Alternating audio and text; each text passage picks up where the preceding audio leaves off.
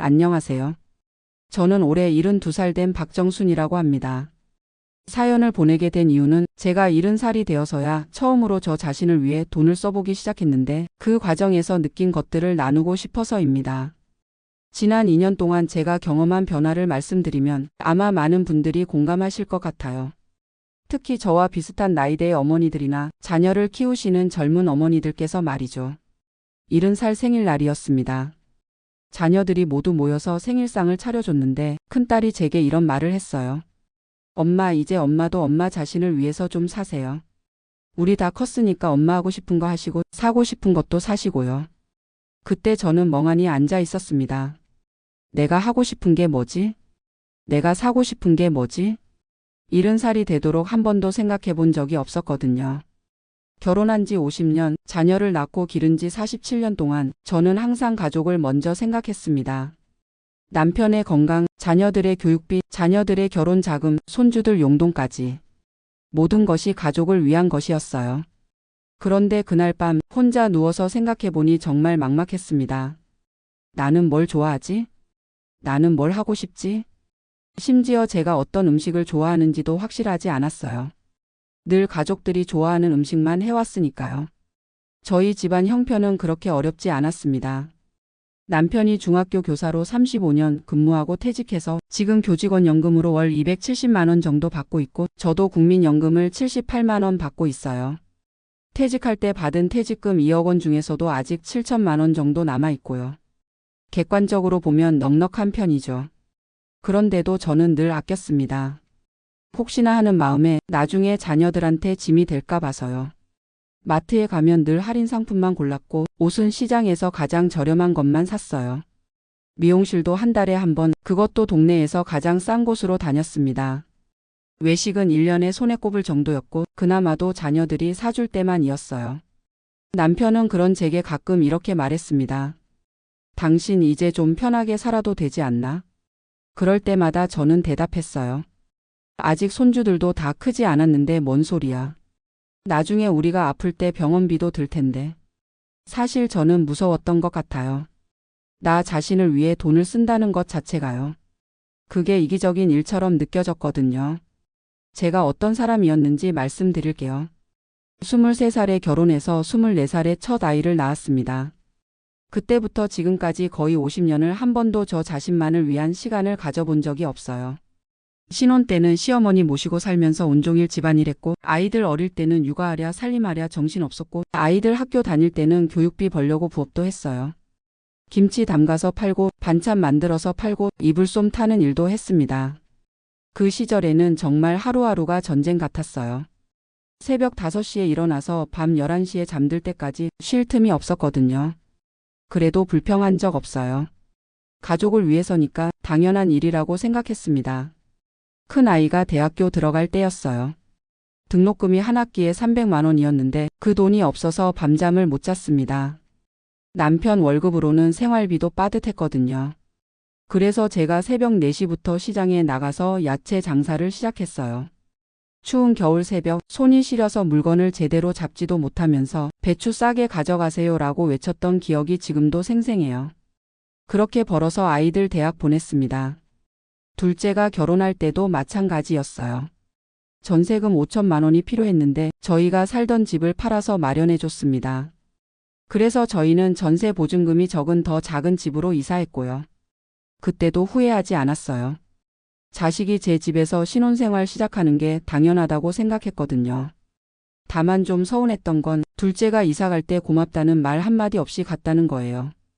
당연히 해줘야 하는 일처럼 받아들이더라고요. 그래도 그때까지는 보람이 있었습니다. 아이들이 잘 자라고 있고 제가 하는 희생이 의미가 있다고 느꼈거든요. 정말 허무했던 건 아이들이 다 독립하고 난 후였어요. 갑자기 집이 조용해졌습니다. 아침에 일어나도 해야 할 일이 없었어요. 누구 아침밥 차려줄 일도 없고 빨래할 것도 별로 없고 청소할 것도 금방 끝나버리고. 그동안 온종일 바빴는데 갑자기 오후 2시면 할 일이 다 끝나는 거예요. 그럼 뭘 해야 하지? 텔레비전을 보자니 재미있는 프로그램도 없고 책을 읽자니 집중이 안 되고. 남편은 퇴직하고 나서 친구들과 어울리거나 등산을 다니는데 저는 갈 곳이 없었어요. 젊을 때 친구들과 연락을 끊고 살았거든요. 가족 돌보느라 그럴 여유가 없었어서요. 그때 처음으로 느꼈습니다. 내가 누구지? 가족을 돌보는 엄마 아내가 아닌 나는 어떤 사람이지? 더 서운했던 건 아이들의 반응이었어요. 전화를 걸면 엄마 바빠서 나중에 다시 걸게라고 하고 집에 오는 것도 1년에 몇 번 안 됐어요. 그나마도 명절 때나 일요일에 잠깐 들렀다가 가고. 제가 외로워서 자주 전화하면 큰딸이 이런 말을 했어요. 엄마도 뭔가 취미생활 하세요. 우리한테만 매달리지 마시고요. 그 말을 듣고 정말 충격이었습니다. 내가 매달리고 있었구나. 평생 이 아이들을 위해서 살았는데 이제는 짐이 되고 있구나. 남편과도 사이가 좋지 않았어요. 퇴직하고 나서 집에 계속 있으니까 답답하더라고요. 저는 집안일 하느라 바쁜데 남편은 소파에 누워서 텔레비전만 보고 있고 가끔 저한테 이런 말을 했어요. 당신은 평생 살림만 했으니까 할 일이 있지만 나는 뭘 해야 할지 모르겠어. 그럴 때마다 속이 상했습니다. 살림만 했다고? 그 살림이 얼마나 중요한 일인데요. 그렇게 2년 정도 지나면서 저는 점점 우울해졌어요. 아침에 일어나는 것도 귀찮고 하루하루가 똑같이 반복되는 게 지겨웠어요. 혹시 우울증인가 싶어서 병원에 가봤는데 의사 선생님이 이렇게 말씀하시더라고요. 어머니 새로운 취미를 찾아보세요. 지금까지 가족을 위해서만 사셨으니까 이제는 본인을 위한 시간을 가져보시는 게 어떨까요? 그래서 복지관에서 하는 한글서예 교실에 등록했습니다. 한 달에 2만 원이었는데 그 돈을 내는 것도 고민이 됐어요. 나만을 위해 돈을 쓴다는 게 그렇게 어려웠습니다. 첫 수업날 저보다 나이 많은 할머니들이 열심히 붓글씨를 쓰고 계시더라고요. 그분들이 정말 즐거워 보였어요. 이거 배우고 나서 손주들한테 예쁜 글씨로 편지 써줄 수 있어서 좋아요. 라고 말씀하시는 걸 들으니까 저도 조금씩 마음이 열리기 시작했습니다. 그런데 문제가 생겼어요. 어느 날 넘어져서 손목을 다쳤거든요. 병원에서 엑스레이를 찍어보니까 골절이었어요. 의사 선생님이 수술을 해야 한다고 하시는데 비용이 150만 원 정도 든다고 하더라고요. 저는 그 순간 또 계산부터 했습니다. 이 돈이면 손주 학원비 몇 개월치인데 나중에 더 큰 병에 걸리면 어떻게 하지? 그래서 수술을 미루고 깁스만 했어요. 집에 와서 남편한테 말했더니 남편이 화를 내더라고요. 당신 또 그러는 거야? 손목이 아픈데 왜 수술을 안 해? 저는 대답했어요. 돈이 아까워서 그래. 나중에 더 큰 돈이 들어갈 텐데. 그랬더니 남편이 이렇게 말했습니다. 당신은 언제까지 그렇게 살 거야? 우리 딴 데 쓸 돈도 충분히 있는데 왜 본인 몸을 그렇게 소홀히 해? 그때 큰딸한테 전화가 왔어요.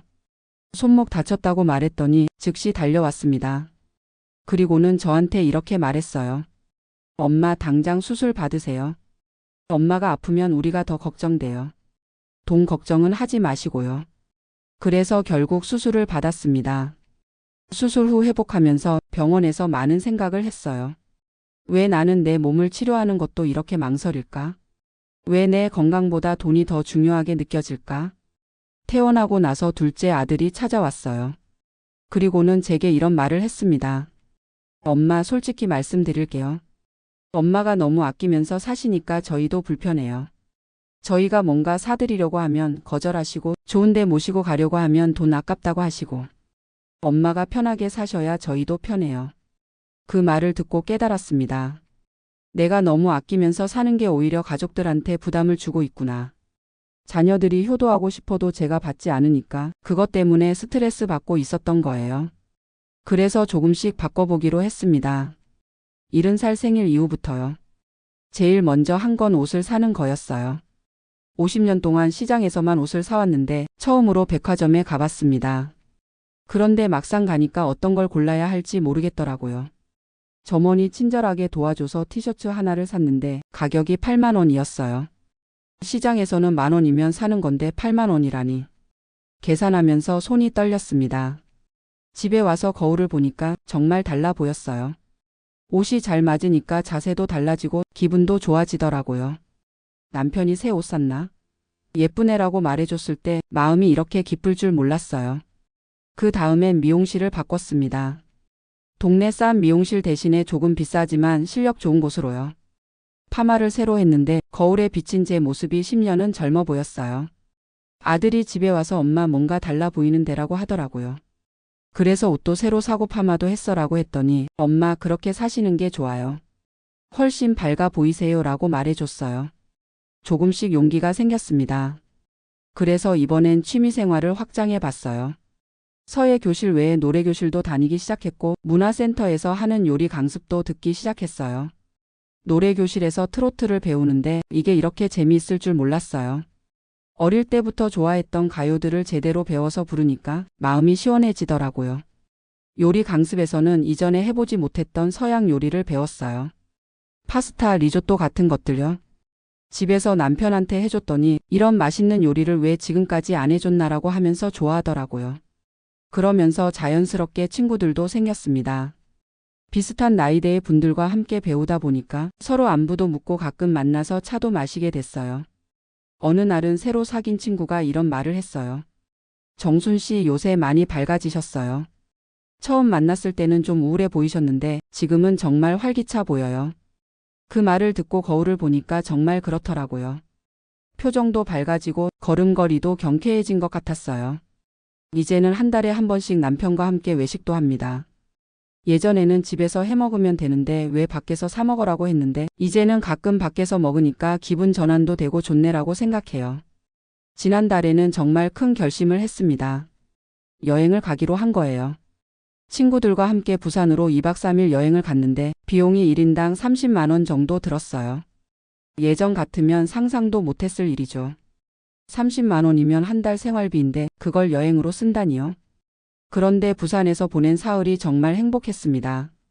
바닷가를 걸으면서 친구들과 이야기하고 맛있는 음식도 먹고 예쁜 카페에서 차도 마시고 특히 기억에 남는 건 부산 감천문화마을에서 사진을 찍었는데 사진 속 제 모습이 정말 행복해 보였어요.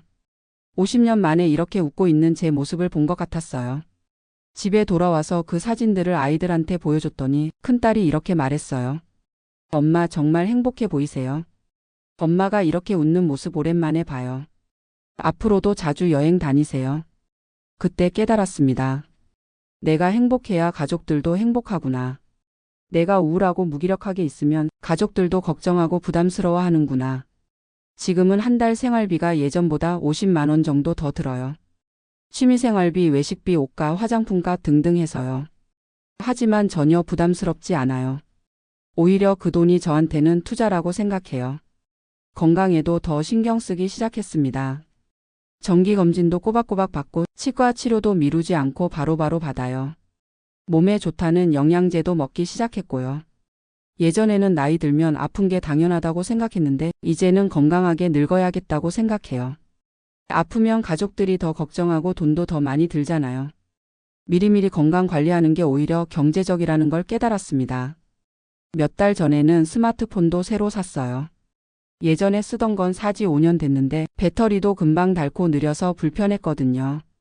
새 폰을 사니까 사진도 훨씬 예쁘게 나오고 아이들과 영상통화도 할 수 있어서 좋아요. 요즘은 유튜브도 보기 시작했어요. 요리 채널, 여행 채널, 건강정보 채널 같은 것들이요.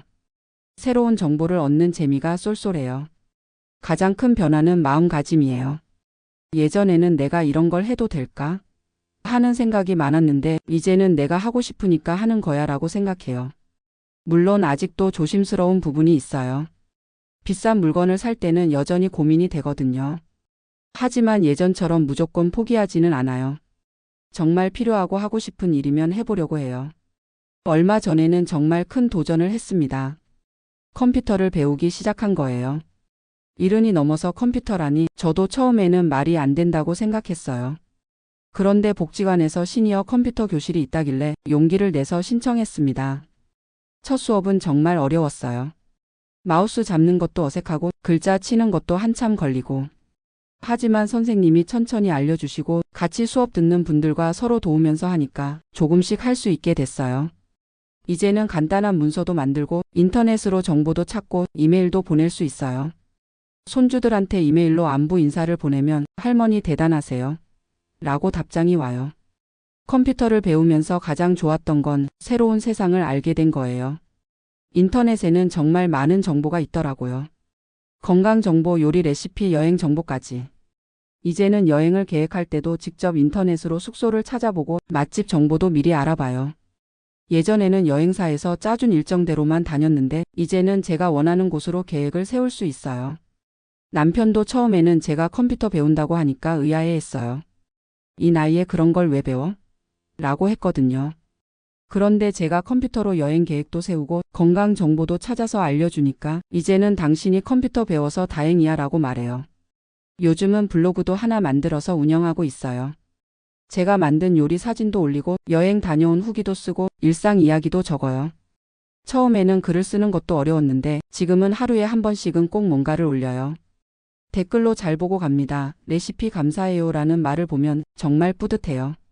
어느 날은 비슷한 나이대의 분이 댓글을 남겨주셨어요. 저도 정수님처럼 새로운 것에 도전해보고 싶어요. 용기를 얻고 갑니다. 그 댓글을 보고 정말 기뻤어요. 제가 누군가에게 도움이 될 수 있구나 싶어서요. 이제는 돈을 쓰는 것도 많이 자연스러워졌습니다. 예전에는 1,000원짜리 물건 하나 사는 것도 고민했는데 지금은 제게 필요하고 기쁨을 주는 것이라면 적정선에서는 부담 없이 사요. 얼마 전에는 정말 큰 결정을 했어요. 친구들과 함께 제주도로 4박 5일 여행을 다녀온 거예요. 비용이 1인당 60만 원 정도 들었는데 예전 같으면 상상도 못할 일이죠. 그런데 제주도에서 보낸 닷새가 정말 잊을 수 없어요. 유채꽃이 핀 들판을 걸으면서 내가 이런 아름다운 풍경을 볼 수 있구나 하고 감동했어요. 한라산을 오르지는 못했지만 중턱까지 올라가서 친구들과 사진을 찍었는데 그때의 성취감이란 이른이 넘어서도 이런 일을 해낼 수 있다는 게 자랑스러웠어요. 제주도 전통시장에서 쇼핑도 했어요. 손주들 선물로 귤 초콜릿도 사고 딸들한테 줄 제주도 화장품도 샀어요. 예전에는 여행 가서 선물 사는 것도 아까워했는데 이제는 가족들이 좋아할 것 같은 데라고 생각하면서 기쁜 마음으로 사더라고요. 집에 돌아와서 제주도 사진들을 정리하면서 정말 많은 생각이 들었어요. 왜 진작 이렇게 살지 못했을까? 왜 이렇게 오랫동안 나 자신을 뒷전으로 밀었을까? 그런데 한편으로는 이렇게 생각해요. 그때는 그때 나름대로 최선을 다한 거였다고. 가족을 위해 희생하면서 살았던 것도 그 시절에는 필요한 일이었다고요. 다만 이제는 다른 방식으로 살아야 할 때라는 걸 깨달았어요. 가족을 사랑하는 마음은 똑같지만 이제는 나 자신도 사랑해야 한다는 것을요. 지금 제 하루 일과를 말씀드리면 아침 7시에 일어나서 남편과 함께 산책을 해요. 아파트 단지 한 바퀴 도는 건데 예전에는 이런 것도 시간 낭비라고 생각했거든요. 지금은 이 시간이 하루 중 가장 좋아요. 아침 식사 후에는 블로그에 올릴 글을 써요. 어제 있었던 일이나 새로 배운 요리 레시피 같은 것들이요. 글을 쓰다 보면 제 생각이 정리되는 느낌이에요. 오전에는 집안일을 하고 오후에는 취미활동을 해요. 월요일과 목요일은 서예교실, 화요일과 금요일은 노래교실, 수요일은 컴퓨터 교실에 가요. 주말에는 남편과 함께 영화를 보러 가거나 친구들과 만나서 차를 마시거나 가끔은 아이들과 만나서 식사를 해요. 예전에는 주말이면 일주일치 반찬을 미리 다 해놨는데 이제는 간단하게 만들어서 먹어요. 매일 다른 걸 해먹는 재미도 있네라고 남편이 말할 정도예요. 돈 쓰는 패턴도 완전히 바뀌었어요. 예전에는 한 달 생활비가 100만 원 정도였는데 지금은 150만 원 정도 써요. 50만 원이 늘었지만 삶의 질은 비교할 수 없을 정도로 좋아졌어요. 가장 많이 쓰는 항목은 취미활동비예요. 각종 강습비, 재료비, 교통비 해서 한 달에 15만 원 정도 들어요. 그 다음이 외식비와 간식비로 10만 원, 옷값과 화장품비로 10만 원, 나머지 10만 원은 여행 적금이나 선물비로 써요. 건강관리비도 늘었어요. 정기검진, 치과치료, 영양제비 해서 한 달에 평균 5만 원 정도 들어요. 예전에는 아프면 그때 가지라고 생각했는데 이제는 예방이 최고라고 생각해요. 처음에는 이렇게 돈을 쓰는 게 죄책감이 들었어요. 밤에 누워서 오늘 너무 많이 쓴 건 아닌가 하고 걱정하기도 했고요. 그런데 몇 달 지나고 보니까 오히려 가족 관계가 더 좋아졌어요. 제가 밝아지니까 집안 분위기도 좋아지고 아이들도 더 자주 연락하고 찾아와요. 큰딸이 어느 날 이런 말을 했어요. 엄마, 요즘 정말 젊어 보이세요. 엄마가 행복해 보이니까 저희도 기분이 좋아요. 엄마가 우울해하시면 저희도 걱정되고 부담스러웠는데 지금처럼 사시는 게 훨씬 좋아요. 둘째 아들도 비슷한 말을 했어요. 엄마가 취미생활도 하시고 친구들도 만나시니까 저희한테 의존하지 않아서 좋아요. 예전에는 엄마가 너무 외로워하시는 것 같아서 미안하기도 하고 부담스럽기도 했거든요. 그 말을 듣고 깨달았어요. 내가 나 자신을 돌보지 않으면 오히려 가족들한테 부담을 주는구나. 나 혼자 희생한다고 생각했는데 사실은 가족들도 힘들게 만들고 있었구나. 지금 생각해보면 예전에 저는 좀 극단적이었던 것 같아요. 무조건 아끼고 참는 것만이 미덕이라고 생각했거든요. 하지만 적당히 쓸 건 쓰고 적당히 즐길 건 즐기는 것도 필요하다는 걸 알았어요. 특히 건강 관리는 정말 중요해요. 몸이 아프면 병원비로 더 많은 돈이 들고 가족들도 더 걱정하게 되잖아요. 미리미리 관리하는 게 모든 면에서 이익이에요. 요즘은 새로운 계획도 많아요. 내년 봄에는 친구들과 함께 일본 여행을 가기로 했어요. 벚꽃 시즌에 교토와 오사카를 다녀올 예정이에요. 비용이 100만 원 정도 들 것 같은데 이제는 그 정도 여행비는 부담스럽지 않아요. 여행 적금도 매달 10만 원씩 넣고 있거든요. 예전에는 여행은 사치라고 생각했는데 지금은 여행은 인생의 활력소라고 생각해요. 또 하나 계획하고 있는 건 운전면허 따는 거예요. 70이 넘어서 운전면허라니 말이 안 된다고 생각하실 수도 있지만 요즘은 고령자도 안전교육을 받으면 면허를 딸 수 있더라고요. 남편이 처음에는 반대했어요. 이 나이에 무슨 운전이야 라고 했거든요. 그런데 제가 버스 타고 다니는 것도 불편하고 택시비도 많이 드니까 차가 있으면 좋을 것 같아. 라고 말했더니 이해해 주더라고요. 중고차를 하나 사서 연습하려고 해요. 물론 처음에는 무서울 것 같지만 천천히 배워보려고 해요. 새로운 도전을 하는 것 자체가 즐거워요. 가끔 옛날 친구들을 만나면 정순이 너 정말 많이 변했다고 말해요. 예전에는 좀 우울해 보였는데 지금은 정말 활기차 보인다고요. 저 자신도 그걸 느껴요. 거울을 보면 같은 나이인데도 훨씬 밝아 보이거든요. 웃는 일이 많아져서 그런 것 같아요. 남편과의 관계도 많이 좋아졌어요. 예전에는 둘 다 할 일이 없어서 집에서 서로 눈치만 보고 살았는데 이제는 각자 할 일이 있으니까 만날 때마다 할 이야기가 많아요. 저는 제 취미활동 이야기를 하고 남편은 친구들과 등산 다녀온 이야기를 해요. 서로의 일상을 공유하는 재미가 있어요. 가끔은 함께 새로운 걸 도전하기도 해요. 지난달에는 댄스 교실에 함께 등록했어요. 사교 댄스는 아니고 라인 댄스라고 여러 명이 같은 동작을 따라 하는 거예요. 처음에는 어색했는데 몇 번 하니까 재미있더라고요. 손주들도 저의 변화를 좋아해요. 예전에는 제가 만날 때마다 공부 열심히 해라, 건강 조심해라. 같은 말만 했는데 이제는 제가 배운 새로운 요리를 해주거나 여행 사진을 보여주면서 이야기해요. 초등학교 3학년인 큰손주가 어느 날 이런 말을 했어요. 할머니는 우리보다 더 바쁘시네요. 매일 학원 다니시고 여행도 다니시고. 그 말을 듣고 웃음이 나왔어요. 정말 그런 것 같더라고요. 이제는 돈에 대한 생각도 많이 바뀌었어요. 예전에는 돈은 아껴야 하는 것이라고 생각했는데 지금은 돈은 행복을 위해 쓰는 것이라고 생각해요. 물론 무턱대고 쓰라는 게 아니에요. 계획을 세워서 필요한 곳에 적절히 쓰는 거죠. 건강, 취미, 관계, 경험 같은 것들에요. 저희 같은 세대는 어려운 시절을 겪어서 아끼는 게 몸에 밴 것 같아요. 그래서 돈 쓰는 것 자체가 제약시되는 경우가 많죠. 하지만 적당히 쓰면서 삶의 질을 높이는 것도 필요하다는 걸 깨달았어요. 특히 건강한 노년을 위해서는 젊을 때 투자가 중요해요. 운동, 취미활동, 사회적 관계 같은 것들 말이에요. 이런 것들이 나중에 치매 예방에도 도움이 된다고 해요. 요즘은 치매 예방을 위해서도 노력하고 있어요. 새로운 것을 배우고 사람들과 만나고 몸을 움직이는 활동을 하는 게 좋다고 하더라고요. 그런 면에서 지금 제가 하고 있는 활동들이 다 도움이 되는 것 같아요. 때로는 후회도 해요. 왜 진작 이렇게 살지 못했을까 하고요. 40대, 50대에도 조금은 여유를 가지고 나 자신을 위한 시간을 가졌다면 어땠을까 싶어요. 그런데 또 한편으로는 생각해요. 그때는 그때 나름대로 최선이었다고. 자녀들 키우고 가정을 꾸려나가는 것도 분명히 의미 있는 일이었다고요. 지금이라도 깨달은 게 다행이라고 생각해요. 70살에 새로운 삶을 시작했으니까요. 앞으로 10년, 20년 더 이렇게 살 수 있다면 정말 행복할 것 같아요. 요즘 젊은 엄마들을 보면 가끔 안쓰럽기도 해요. 저희 세대보다는 훨씬 나아졌지만 여전히 자신보다는 가족을 먼저 생각하는 분들이 많은 것 같거든요. 그런 분들께 말씀드리고 싶어요. 가족을 사랑하는 것도 중요하지만 자신을 사랑하는 것도 중요하다고. 자신이 행복해야 가족도 행복하다고요. 특히 돈에 대해서는 너무 극단적으로 생각하지 말라고 하고 싶어요. 무턱대고 쓰라는 게 아니라 필요한 곳에는 투자를 하라는 거예요. 건강, 교육, 관계, 경험 같은 것들에요. 저는 지금 이 순간이 인생에서 가장 행복한 시기인 것 같아요.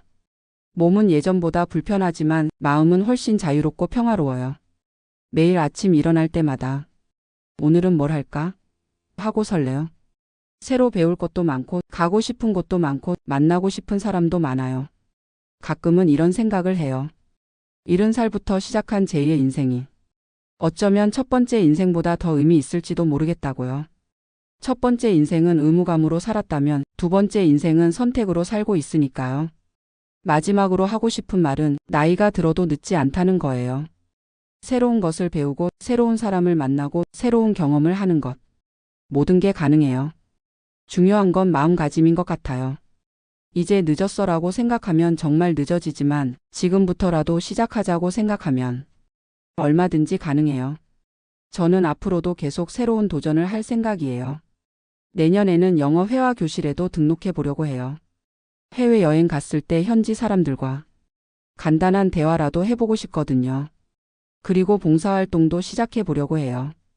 제가 받은 것들을 나누고 싶어요.